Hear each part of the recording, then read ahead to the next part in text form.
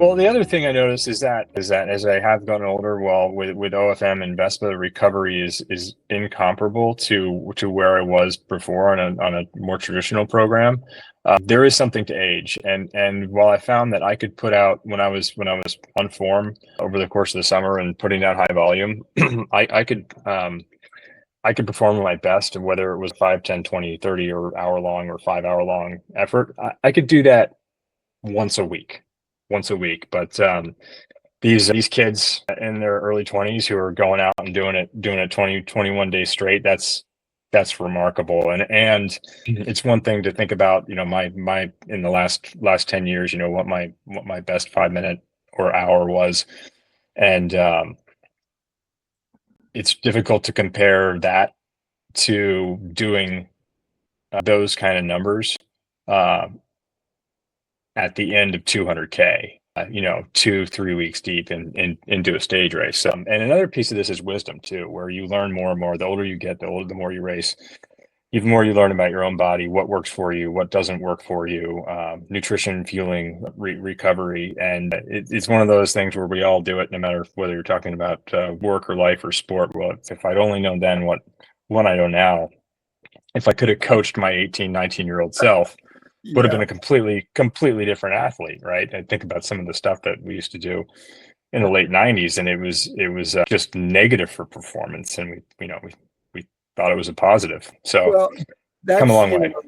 that's a good point to interject too. You're talking about these young pro Peloton people who are in their 20s, and this is a running conversation Tony and I have been having with this hyper high carbohydrate fueling they're doing now. And sure, they're young 20-year-old men, just a bunch of Marines out on patrol in the Anbar province. But at what cost is that the levels of performance on glycolysis, fundamentally mostly glycolysis, doing to them over the long haul?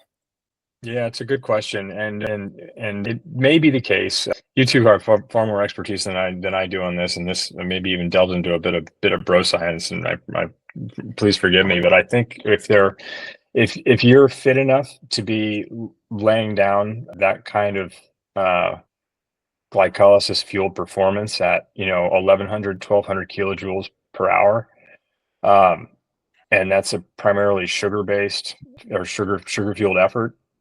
That's one thing. But if you're, a weekend warrior and you're trying to duplicate that 120 grams an hour, and you're only doing 500 kilojoules an hour, and your FTP is 250, yeah, you're gonna have some serious impacts that these elite kids who, they're not they are likely metabolically efficient, but they're burning through it. And what I wonder though is when they retire.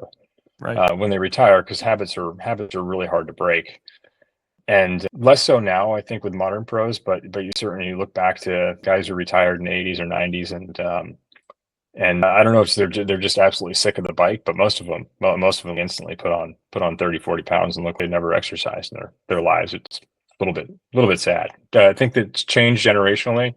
But the most dangerous thing from my perspective is that amateurs emulate that, and they hear this. The advertising, the podcast, all the YouTube videos about what the pros are doing. It's talking about what teams are putting in their F1 cars and assuming that it's going to make your Honda Civic go faster. I don't know. Maybe it's a bad analogy, but I still think even at that level, there's really part of the conversation that's missing is the metabolic efficiency piece. And it wouldn't surprise me if it's still quite a bit below the radar, and teams keep some things a bit hidden with respect to what they do for metabolic conditioning and carbohydrate restriction, and training carbohydrate restricted in order to become more metabolically efficient, because it's just not sexy, for one, but also it works. It works really, really well.